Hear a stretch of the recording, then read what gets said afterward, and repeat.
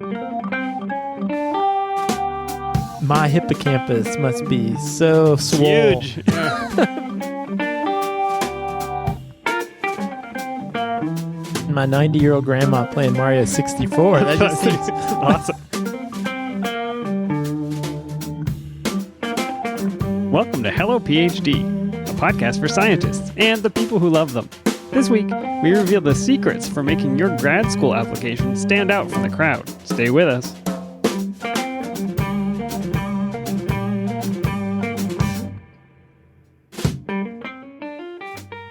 back we are.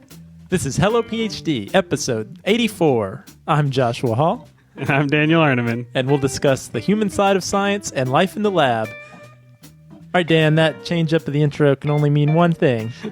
What could that possibly mean? Star Wars week. Oh my gosh, again? Again, yeah, Okay. we did this whenever the last movie came out. They're coming out more often now. That's good. It seems like it. Yeah, it was the 70s and then now. That's it. They did the remakes with the slightly upgraded special effects back in the 90s, I Oh think. yeah, that was a big deal for some reason. Yeah. Same movies, but with computer explosions. Yeah, so they'll probably remake these in about 30 years with virtual reality Yeah, that'd be cool. sensory experiences or something.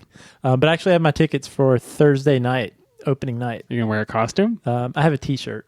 Yeah, That's- close enough. That's about it. You're still a nerd. I mean, I do have my Stormtrooper helmet on right now, but There's that, yeah. Dan, I am really excited. I say that every week, but I have a lot of really cool things to share with you. I would like to hear some cool things. All right, well, first of all, we got some listener beer.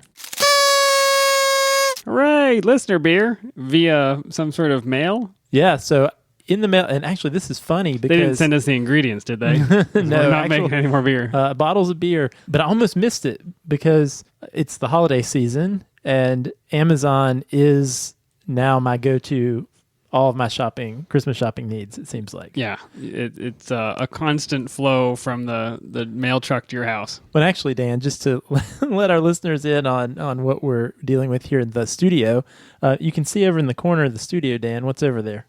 It is a stack of envelopes, bags, and boxes, all with the little smiley Amazon Yeah, thing that's on it. right. And so I was in here the other day looking for a particular shipment that was not a gift, and I noticed a postal service box that was clearly not an Amazon box. You said, "Get out of here, non-Amazon container." Well, I thought that was odd, so I looked at it and saw a handwritten address, a label, and realized that it was listener beer. It was not a package that I had ordered from Amazon. How many days did it sit on the radiator? Not too many. But this is really cool. It's not just any listener beer, but this is beer from an international listener. This is from Thea, who is a PhD student from Berlin, Germany. Awesome. Some actual German beer from Germany. That's right. And she sent us two different beers that I'll tell you about. Actually, besides the beer, which was super cool, she wrote us this really nice handwritten note. Look at this. Can you read it to me? Yeah, I can read it. So here we go. It says, "Dear Joshua, dear Daniel, my name is Thea, and I'm a PhD student from Berlin, Germany. I've been listening to your podcast for a while now, and I just thought you guys should try some typical German beer.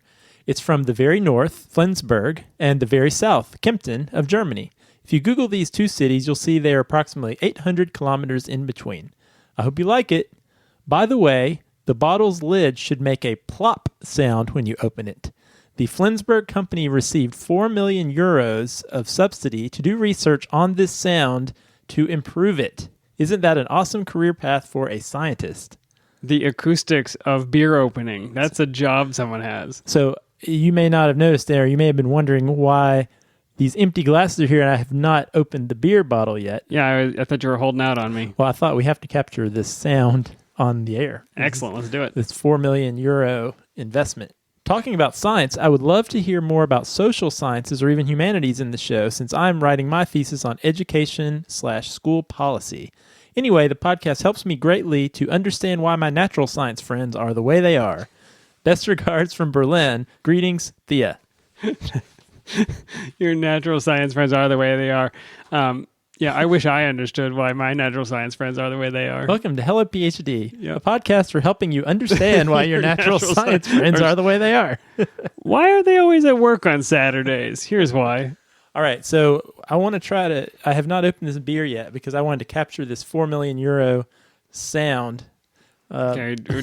Are you prepared? Is it going to spill I'm everywhere? actually worried too because in addition, this beer has been rattling around in this box, so hopefully it's not going to explode. Can I put on some kind of rain parka? And I should mention too, this is a Kolsch bottle. I'm moving my computer out of the Right? way. That's the right terminology, right? Don't point it at me. Yeah, this is not a normal cap. This is a Kolsch bottle. He's going to bring it near my microphone. I'm moving my computer. Wow, that was awesome.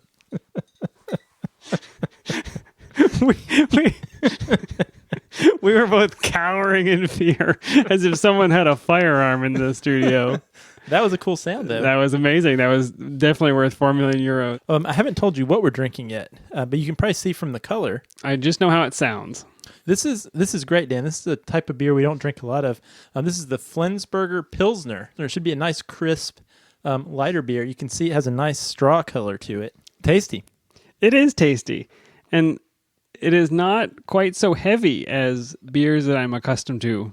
I mean, not just IPAs, but I feel like it's low on some of the kind of malty thickness. One thing I like, it's definitely a lighter beer, but it has a little hint of that bitterness that we enjoy from an IPA. Kind of it seeps in on the back of the tongue. I could really see liking this. You know, we have a lot of these Pilsner style beers, these American beers like the Budweiser, the Coors, but this one has. This is probably what they originally were supposed to taste like, and then they just kind of drifted toward water.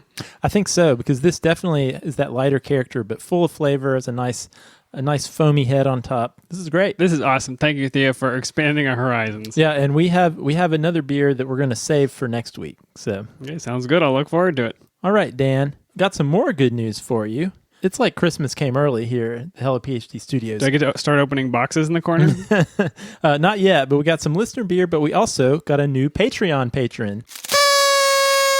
Oh, that's exciting. Who was it? Wanted to say thank you to Beth, who is supporting the podcast on Patreon. Thank you, Beth. Yeah, and the other thing about Beth that's cool is she is really interactive with us on Twitter. So really great to have the listeners who we get to know a little bit on the Twitter sphere. We love the tweets and the supports. Thank you so much. Definitely, thank you. And that's a good reminder. If you'd like to support the show, you can go to patreon.com/HelloPhD and you can become a patron there, or you can go to our website, hellophd.com, and click the Become a Patron button.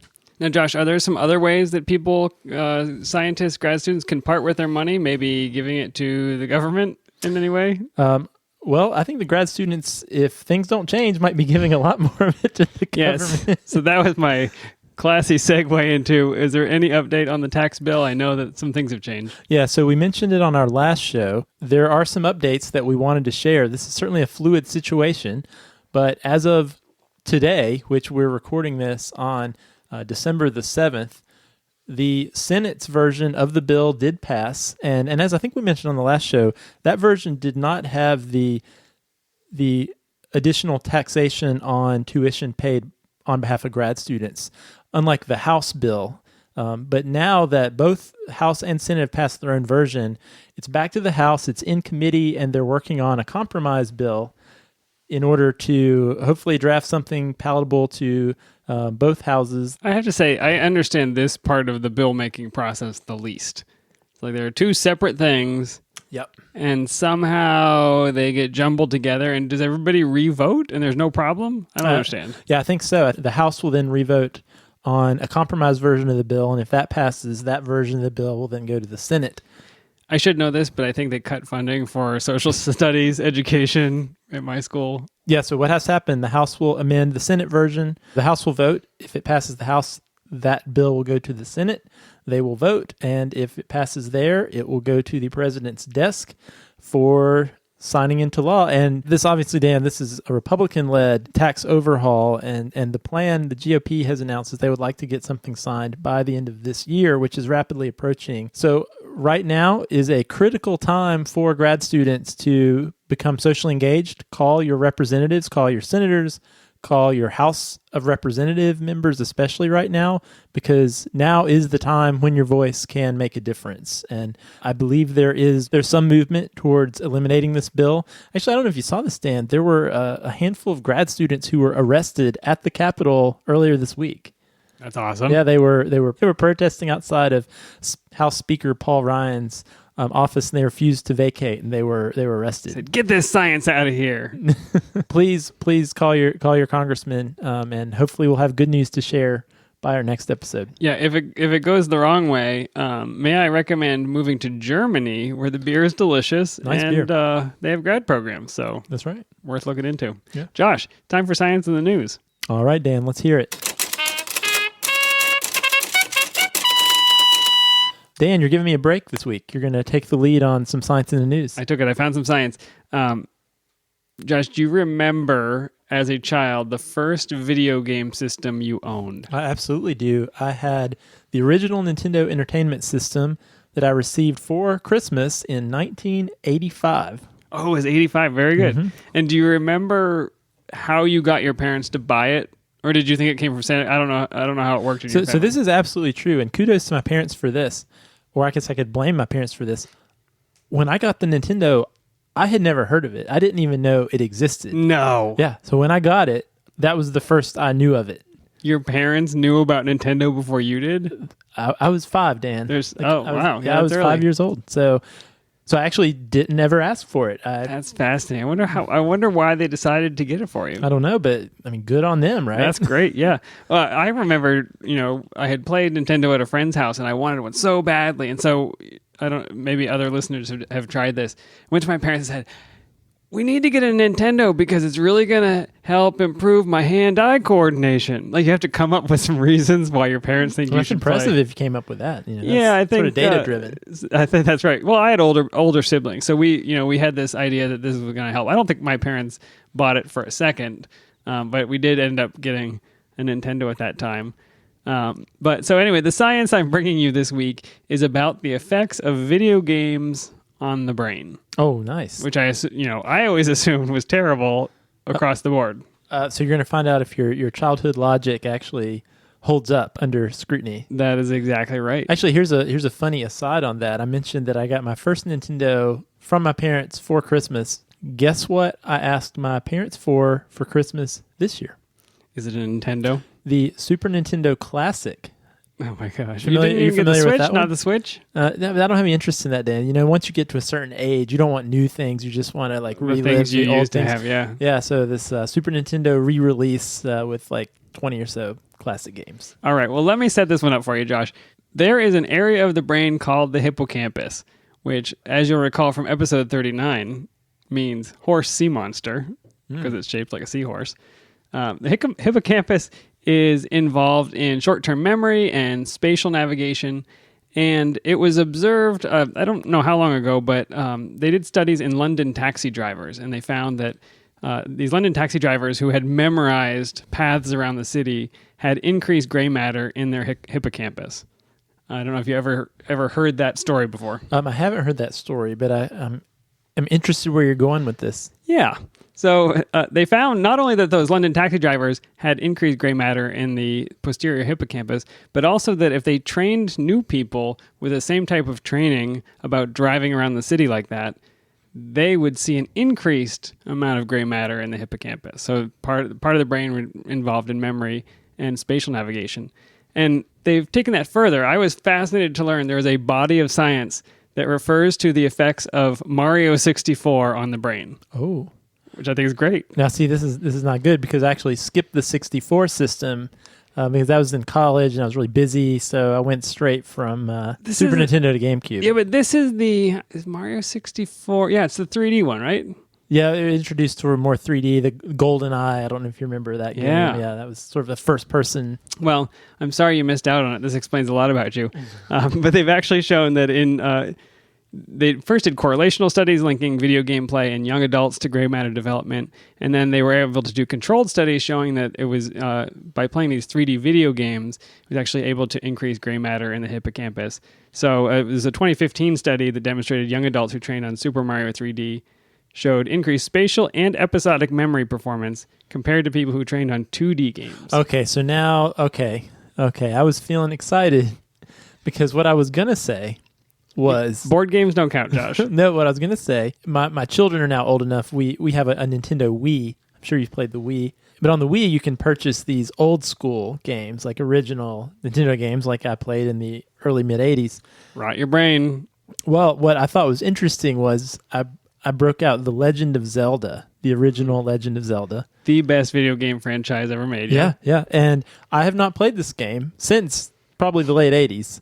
And I could remember the maps, right? Where the different dungeons were, what rock areas I could plant a bomb and a secret hole would appear. Right, yep. And it amazed me. I could just I'm remember picturing it right now. Sadly, I know exactly what you're talking about. which little tree to burn and a little staircase would be unveiled.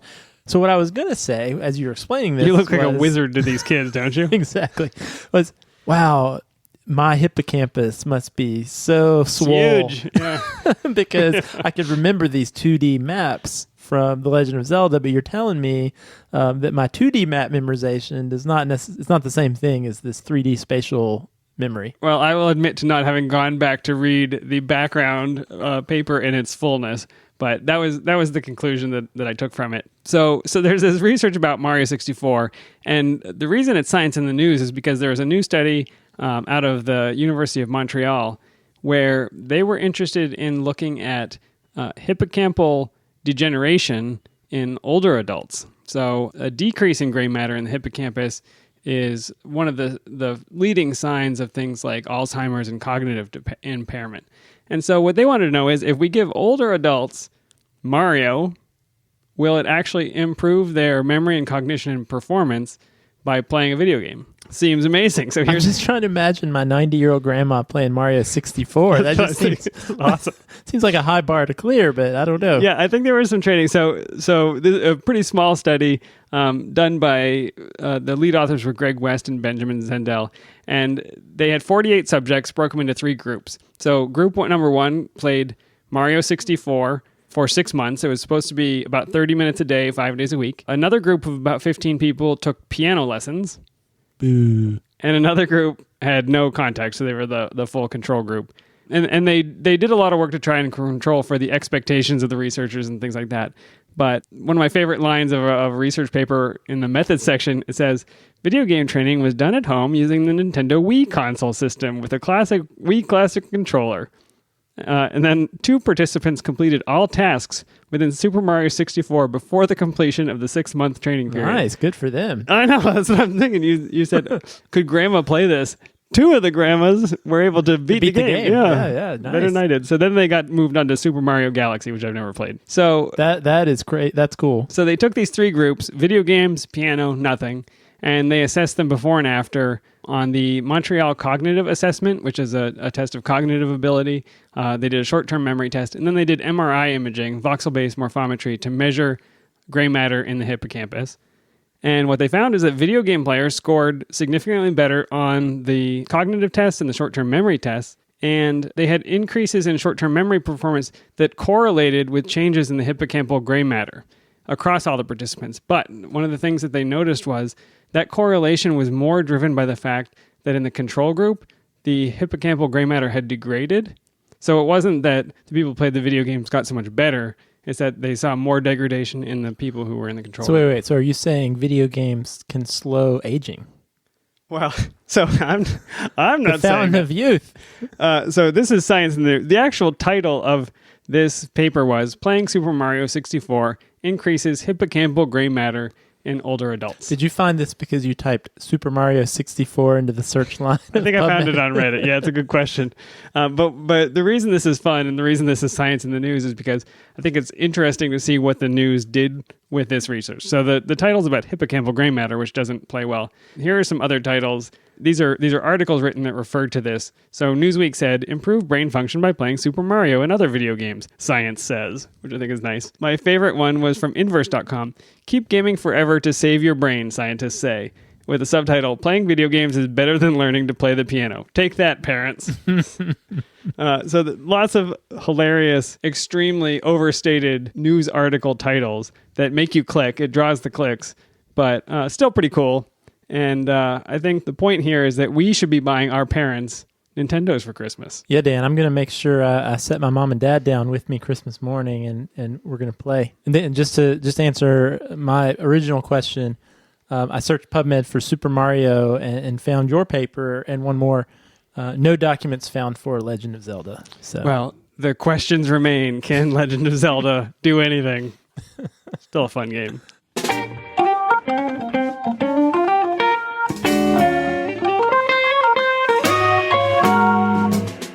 All right, Dan, we have had some really great interviews over the last few episodes, and we have a few more interviews coming up in future episodes. But I thought just you and I could have a chat today. Do we have to? Well, this, Dan, is in response to a listener question that's come in. We've done all these cool interviews, and I feel like we've been neglecting some of our listener emails that have come in. Yeah, and our Facebooks. I think this is where this question came from, right? Yeah, you're right. This actually was a Facebook inquiry, and so that's a good reminder. You can always reach out to us, email podcast@hellophd.com, but also you can send us a Facebook message, or you can reach us on Twitter @HelloPhD. This came from a listener, Mario. And so Mario is a master's student in Brazil who is interested in applying for PhD programs in the United States. And have you considered Germany? Just wait and see. Wait until the end of the year to find out. Give it at least a month, and we'll see. So what he said was, I'm a master's student in Brazil, and I intend to pursue a PhD in the U.S. And I was wondering what steps in the admissions process are critical. I don't know what emphasis grad schools put on the GRE, but this test is especially challenging for a non-native speaker. I thought this actually reminded me, this is a topic that I don't believe we've covered. We talked a lot about graduate school, and we've certainly talked about the GRE, but we haven't talked about the admission process for science-based PhD programs. And yeah, it's a weird thing. If you go to look at the requirements for a grad program, you will see the GRE probably prominently listed. And then how do you know what other things are important? You can make a CV or a resume, but does anybody look at that? And there's a cover letter, but I don't know, I don't think it's obvious what all of those things should say. Probably worth noting that you get a lot of applications. Is that right? Yeah, we do. And also, but beyond that, Dan, there's this list of requirements, but I think it's hard for applicants to know, are all of these pieces of the application equally important, or is there sort of relative weight that each of these application metrics receives from a committee.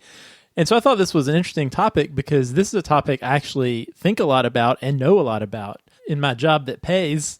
Yeah, and it is no secret that you have advocated for the end of the GRE as a requirement. So what is it you want to know when you're looking? Yeah, that's true. And it's important to note there are a lot of pieces of the application besides the GRE that are very important and in a lot of ways more important. And so what I do is I work in an office that does PhD admissions. And I even run a program for students who want to go to grad school. And one thing that's been really informative in my job is I get to actually sit in on admissions committee meetings for our PhD program. I've kind of seen behind the scenes what faculty are looking for and what types of things jump out at them. Is either being really good or really bad in PhD applications. And so what I thought I could do is peel the curtain back a little bit and give some information for our listeners who are either applying for grad school now or thinking about applying for graduate school in the future. The number one thing that I'll say off the bat is the number one most important thing for being competitive for science graduate programs, science PhD programs, is research experience. You have to have it. And it's really not just having it, but how you describe it or leverage that experience in your application that matters. Would you say that if someone had an application and they showed no, so maybe they took labs for chemistry and biology in their classes, but if they had no day-to-day experience in a lab and a project, that you would just say no chance? It's going to be really hard, Dan. You mentioned that it is a competitive process, and that is true. A lot of competitive programs will get many more applications than they actually have spots. And if you think about what PhD programs are, predominantly they are research programs. Most of what you're doing is working in the lab. So what admissions committees are doing is more than looking at your academics, looking at, oh, Dan looks like a really great student. He had really nice grades and test scores. What they really want to know is do we think this person has potential in the lab as a researcher? And so evidence of you actually doing that is what's going to be helpful. So one thing I like about graduate admissions compared to something like medical school admissions or pharmacy admissions is those tend to be a little more academic and quantitative. So they're looking at test scores and grades. But I feel like PhD admissions is a little more, by its very nature, holistic and looking at your experiences much more than just your numbers. So let's just break down some of these components, knowing from the backdrop that the experience you have is the most important thing. So the first, Dan, you mentioned it, is the CV. All right, and you probably put a CV together. I have. I've also put a resume together. Yeah, I don't know what the true. difference is, really, except one's shorter. Well, a lot of people don't know the difference, but there is a difference. So the CV is kind of the academia version of the resume, but it is decidedly not a resume. And so here's the difference. With a resume, one of the things you want to list is you want to list some specific skills that you have. And that kind of makes sense when you think about what a resume is used for. A resume is used to apply for a job. And so if you're applying for a job, Dan, there's probably a specific task or tasks that your employer wants you to be able to do. So from looking at your resume, they want to have some confidence that if I hire Dan for this job I need done, he has the skills to do that job. Yeah, and usually that's in the form of, I have done this job before in these different ways. No, but nobody puts the job descriptions like, come hang out with us, do a bunch of things, whatever feels good. You don't need a resume for that. That's exactly right. But a CV, there's no need to list those specific skills because you're not being hired for a specific job. Admissions committee wants to know if you have experience doing research in general, if you have some potential for thinking about problems, identifying questions. In fact, they don't even know what type of research and specific skills you're going to use in the lab you ultimately join. So I don't need to list, I can do PCR and RT-PCR and it's not and a... QRT-PCR. Yeah, exactly. No, you don't. And Keep adding letters. And some people do put that on there, but you don't need to. And you probably shouldn't take up the space, I would guess. Yeah, you're just making it harder to find the information that they do want to see, and that is your education should come first, so where you went to school, the degrees you got, and everything on here goes from newest to oldest. And then after your education, you want to list your research experience, and this is really what admissions committees are looking for when they look at your CV. Where'd you go to school, and what research have you done? So you want to make it really easy for them to see that.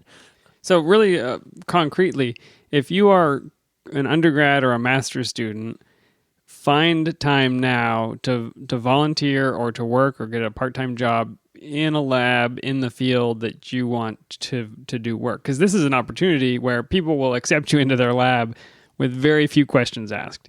Mm-hmm. If you have graduated or you're about to graduate, then I think this is an opportunity to go apply for either a tech job or something related. Maybe you have no experience as an undergrad in research because it was a small school or they just didn't have programs available, or you've changed your mind.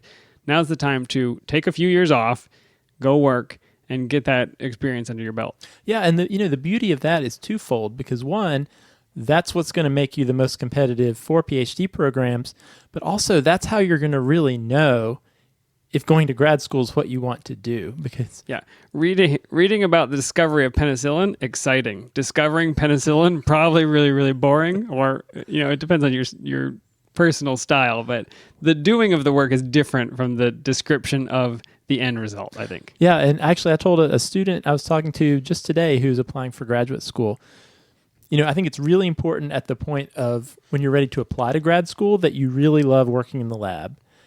Now, that doesn't mean very few people actually work in the lab long-term for their career. Some do, but most don't, and that's okay. But at the time you start grad school, you hopefully really like working in the lab, because that is what you're going to be doing day in and day out in graduate school. But you're absolutely right, Dan. Number one thing, go get some experience. And that's something maybe we could talk about either later on this show or in a different show of how you do that. But on this CV, you're going to list that research experience that you have or that you're going to get, but then also list any papers you have. If you happen to be an author already on a paper, that is awesome. A lot of people, when they're just applying to grad school, don't have authorships yet. So if you have even a middle authorship on a paper, that's great. Put it on there. So it's not required that you have a paper? No, not required at all. But if you have one, certainly that's where you want to put it. Then any relevant presentations that you've done, any grants you've received, make sure that's on there. Grants probably look great, because if you can write a grant and receive a grant, that makes you very attractive to a PI who maybe wants to support you but doesn't have to take money out of their own grant. Yeah, absolutely. And nobody expects as an undergrad or a master's student you got an R01, but even if you got some internal funding from your institution, or maybe you got a travel award to go to a meeting, put that on there. That's something you earned, and that's a good thing to be proud of and list on your CV. And then last, sometimes people will put some additional things like volunteer experience or work experience that's not lab related. I don't think you need non-academic things, but volunteer experience can be good, especially if it's related to something scientific. So maybe you did some tutoring or you did some science outreach. That can be useful to put on your application. But also if you held any leadership roles, that can be useful and can boost your application. Idea for a future show. We don't have time for it now, but it'd be fun to get a bunch of CVs that you've actually seen and go through and identify the ones that are easy to find what you want to know and make a decision and are written well and make you say, yes, this person is ready, versus the ones that maybe the person is perfectly prepared, but the way they compose the CV was not effective. So it's kind of a, how do you make this CV work for you? That sounds interesting. Tweet to us, write to us, let us know, and we'll try and put it together. Yeah, absolutely. So that's the CV, Dan. So really what you're doing is you're just making it very easy for the committee to see what they want to see, and that is where you went to school, but especially what research you did, for how long, and generally what you worked on. So now your personal statement. This is where you really flesh out that information that was on your CV. This is a point that I have seen creates a lot of confusion and a lot of trepidation from the applicant because, I mean, you could see yourself, Dan, this is where you have to write some narrative. Dan, explain to me everything about yourself and why we should accept you in 2 pages. I can still remember aspects of my personal statement, and it is so embarrassing to me now. It would be fun for us to dig up our personal statements for graduate school and read them. Yeah, just the hindsight of knowing how grad school was for me and how difficult it was for me. But in my personal statement, it was so positive about how perfectly suited I was to this work. Turns out. Hindsight's 2020. There it is. But in this personal statement, the key here is don't overthink it. So there are 3 non-negotiable things that you need to have in your personal statement. The first is you absolutely need to have a description of the research you've done.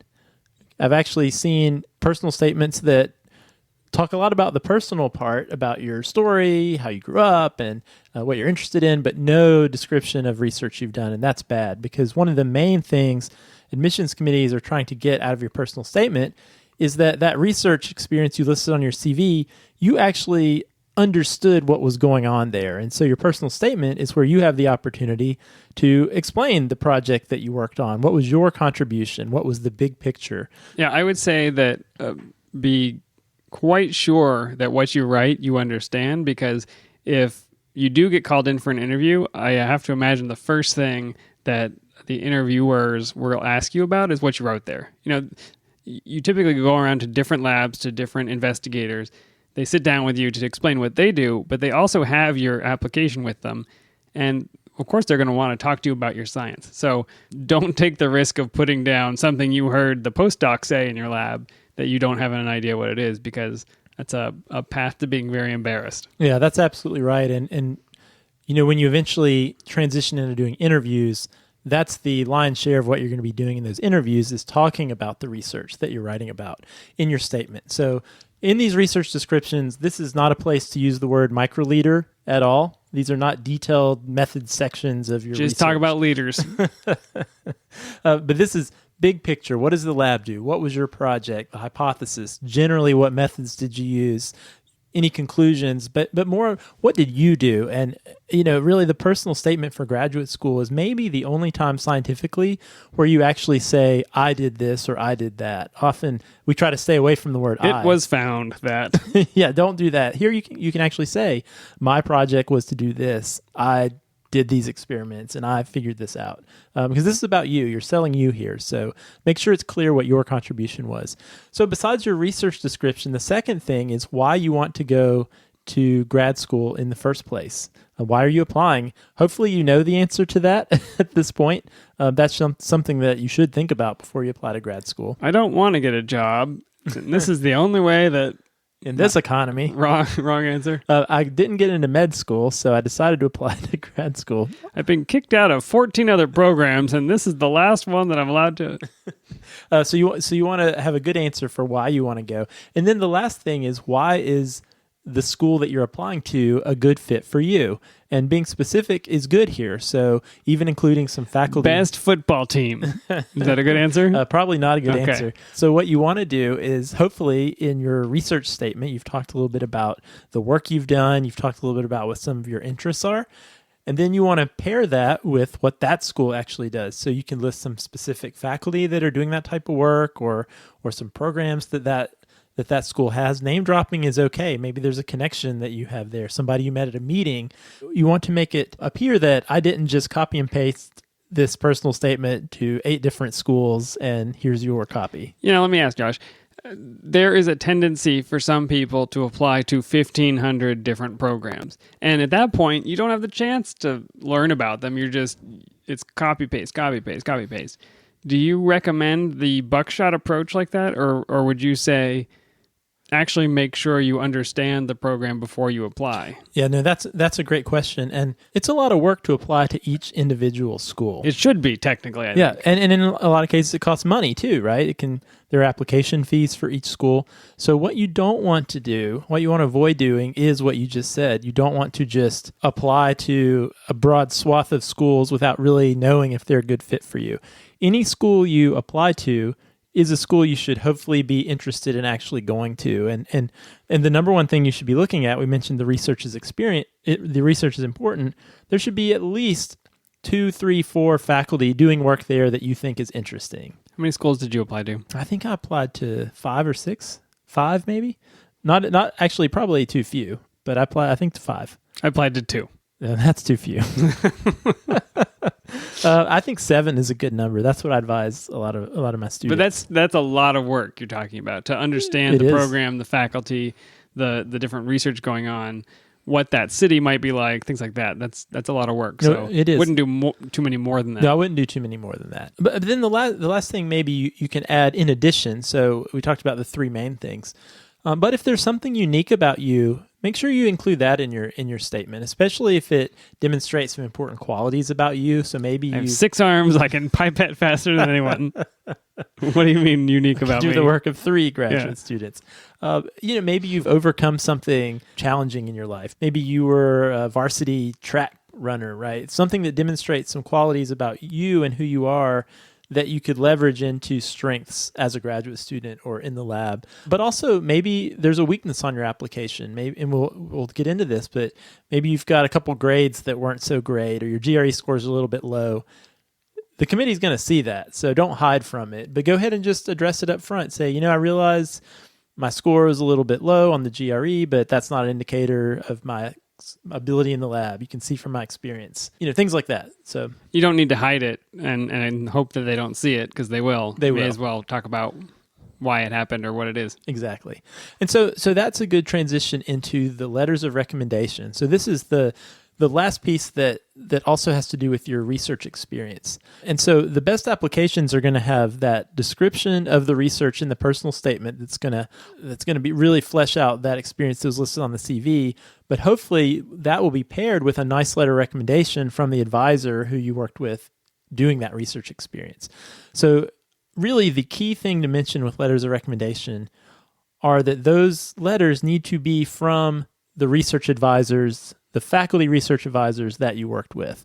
A common mistake that I see very often is applicants will list research experience on their CV, but then when you go to look at the letters of recommendation, there won't be a letter from the advisor of that lab.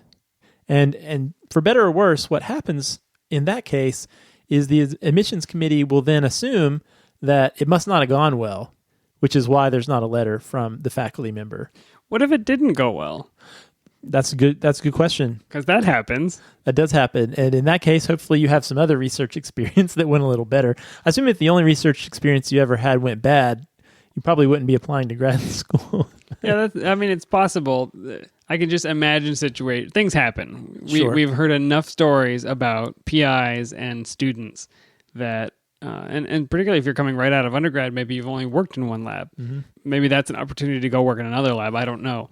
But it seems like there will be people out there that had maybe a good experience. They understood what science is and that research was good, but the PI was standoffish, or they, when you ask for a letter of recommendation, I've gotten the advice, and I think it's the right advice, to not say, could you write me a letter of recommendation? It's to say, can you write me a strong letter of recommendation? Because that gives them an understanding between the two of you that you're not looking for, please tell all my terrible qualities to this place.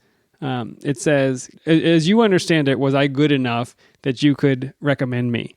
And that is very different. So it gives an opportunity for them to say, well, actually, I think you should probably talk to somebody else about that, or maybe talk to you about what they thought went wrong. But what you don't want is that sealed envelope with bad news in it. So avoid that. Yeah, you're absolutely right, Dan. That's perfect advice. What you want to do is, if your plan is to go to graduate school, that's a good time for you to maybe you have an ongoing relationship with your research advisor, maybe it's a lab you're currently in, make sure your research advisor knows that those are your plans. And you're talking about that direction you're moving in as you go. Maybe it's somebody you worked with 2 summers ago. Well, it's important to at least keep touch with that person and say, hey, I really got a lot out of that research experience. It was my very first one, because also faculty, they kind of adjust the bar depending on how much experience you have. So if you're brand new, you've never held pipettes before, the expectation they're going to have for you, if you really just show up regularly and seem eager, that's going to be good enough. But as you progress through your undergrad or in a master's program, keep in touch and say, hey, this is what I'm doing now. I'm doing this additional research. I'm hoping to apply to these types of programs. Could you write me a strong letter? And most of the time, they'll be happy to. And your point here is do everything you can to make sure it is from your research advisor, not your babysitter, not your priest, not and somebody... not your organic chemistry professor, because those letters, oftentimes, this is literally what they say, Dan. They say, Dan was a student in my organic chemistry class. I had about 75 students, and I see that he got a B+ on the first exam. And they literally, you can tell they're looking through an Excel spreadsheet and just regurgitating the info that I could probably get from your transcript. That's one of those one-sided relationships. Like when you read enough about a celebrity, you know a lot about them that they never heard of you. You sit in a large classroom, the chemistry professor, and you might go to office hours once and think, oh, we had, he really understood how smart I am. He has no idea who you are. And sometimes students, I think they do think, well, so-and-so academic advisor, they actually know me better than this PI that I worked for last summer. And while that may be true, they may interact with you more regularly. The way that they have interacted with you, the information they can relay is not as useful as the information from someone who's worked with you in the lab. So you want to make sure if you worked in a lab, if at all possible, get letters from those folks. Yeah, they first. need to know your work. Yeah. Okay, what's next? All right, so all of these are all the really important parts that have to do with research experience. But there are a couple other parts that are not unimportant, but I would say they're less important. The next is the transcript. So this is your grades. And I often tell students this is the one part of your application that you can't really impact all that much after you graduate. So once you graduate with your GPA, it is what it is. Your transcript is what it is. So if you're still in class right now, do the best you can. Especially your science classes, because now is the only time you're really going to be able to impact those grades. But it's important to realize that more important than just that GPA number is the trajectory of your grades. So admissions committees, people reviewing your application, they actually do look over this thing. They don't just look at the GPA, but they dig in a little bit. And what they're looking for are whether or not you actually took classes that are relevant to the type of program you're applying to, and what are the grades you got in those classes, but also did you finish strong? Most people really do sympathize with somebody who maybe had a rough freshman year, but by the time they were senior, the GPA kind of improved. That's a very common experience. So finishing strong can be great. But as I mentioned before, Dan, if you happen to have a bad grade, maybe Orgo 2, just you did not agree with that professor, it was not a good experience. Don't hide from that. Just own it, explain it. Maybe you had something personal going on during that semester that led to your grades being a little down. That's a good place for you to control the narrative that your transcript might tell. Biochemistry. Was it? That was my downfall. What happened? Nothing happened. That was not my favorite class. Yeah, I had a terrible biochemistry professor. I should tell that story sometime. It's tough to have a good one. I don't know. And then the last thing, Dan, is the GRE. We've talked about the GRE a lot. We've mentioned that a number of schools, a number of PhD programs are actually decreasing their reliance on the GRE or even dropping it, but it's still certainly around and something that you do have to think about. So my advice would be do study for it. There's some information out there. People who are proponents of the GRE will say, well, it's a great test because you can't really prepare for it, right? You have this innate ability. The score is what it is, but that's just false, patently false, Dan. And I know that because I teach GRE. I've collected data on students before and after taking GRE prep. So you can improve your score, especially on the math section, which tends to be the score that science admissions committees look at more heavily, is that quantitative score. So do take the time to study. Do a lot of programs require the subject tests or not so much? Not many anymore. A few do, and this could be a little different in chemistry programs, physics programs, although I have seen even a number of physics programs are eliminating both subject and general GRE. But you will not sleep until they all do. I won't, Dan. I'm out there fighting for you all. So yeah, the GRE, it's there. It's something you have to do. Do put some time in. But, if you take it, you do your best, you paid your $300 and the score is a little bit below the average of schools you want to go to, don't let that hold you back, because it truly is, especially with PhD programs, it is one of the lesser important things. It's, we shouldn't rule you out from that school. No, it should absolutely not. And we take students all the time who have GRE scores that are far below average, but they have great experience. They're doing well in the lab. Relatedly, what does an application cost now?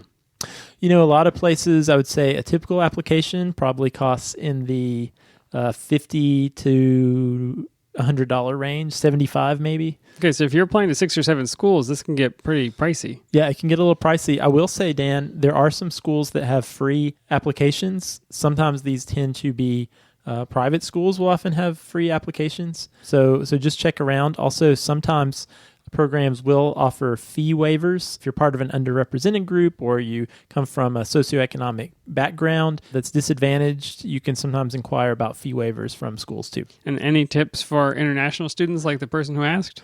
Yeah, so one key thing to realize is there are some considerations for being an international student. As we've talked about the last 2 weeks because of this tax law, in PhD programs in the sciences, the program typically pays your tuition on your behalf. And a lot of times there are mechanisms that the university can use to get grants that actually federal grants from the NIH or NSF that will cover your tuition so that your lab or the institution doesn't have to pay them. The problem is that as an international student, you will never be able to get in-state tuition. So if you're at a public school, you're always going to have the expensive tuition. And oftentimes you're not eligible for spots on these training grants, for example. So you have the tendency as an international student to be a little more expensive than a domestic applicant in the United States might be. And because of that, PhD programs will often limit the number of international students that they accept into their program. So you should know that as an international applicant, at a lot of places, you're not just competing against the whole pool, but you're competing for an even smaller number of slots that are designated for international applicants. So this is something you should maybe inquire about at the schools you're thinking about applying to, because your mileage may vary in the number of international spots that they actually take in. And a question you can ask is you could actually ask a program, on average, how many international students do they take in each class out of how many international applicants do they usually get? Super advice. Do we miss anything? I think we covered it all, Dan. This was a lot. All right. Well, out there, listeners, if you have recently applied and we missed something that was really important that you thought was in your application, if you have some advice that you'd like us to share, please find us on Twitter. We're at HelloPhD, on Facebook, or you can email us, podcast@hellophd.com. We'd love to have your feedback, and we will be happy to share it with other people actually applying to start this life that you're in the middle of. And you can sleep well knowing that we will be here with you all during your PhD training. That's right. Thanks, Josh. And it's time for the etymology puzzle. All right, Dan, what do you have for us? The clue last time was a Thanksgiving-related theme. Top this humble root with marshmallows, and it is fit to serve a child of God. I grew up eating this vegetable this way. Okay. Sweet potato. Oh, so close. No. Yam. It is a yam. Is that the same thing? They're different things, totally different genuses. And so the answer was yam. The genus of the yam plant is Dioscorea.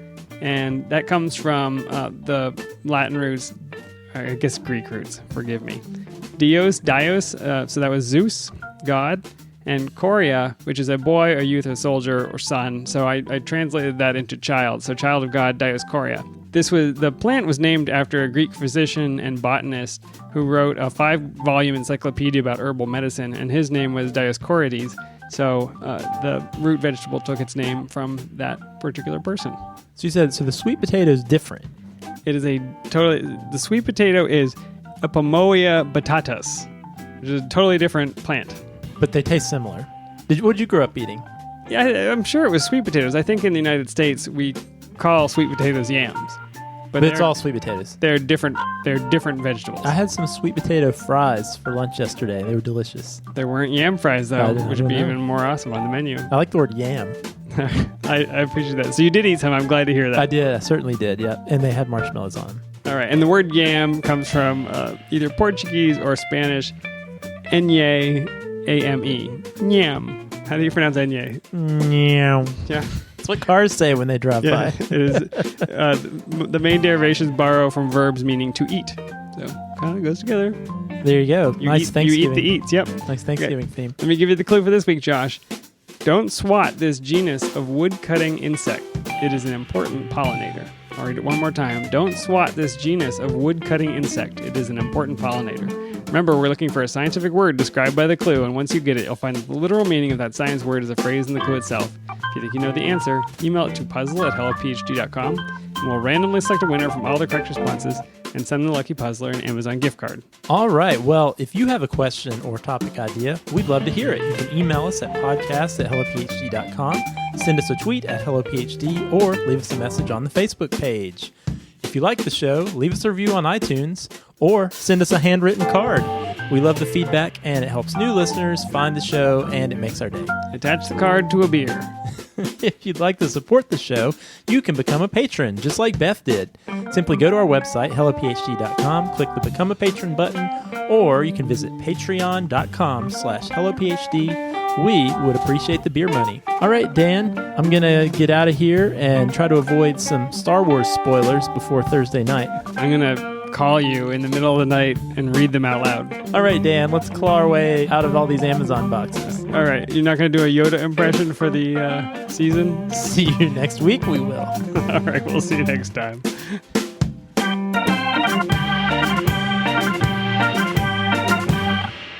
Welcome to Hello PhD, a podcast for scientists and the people who love them.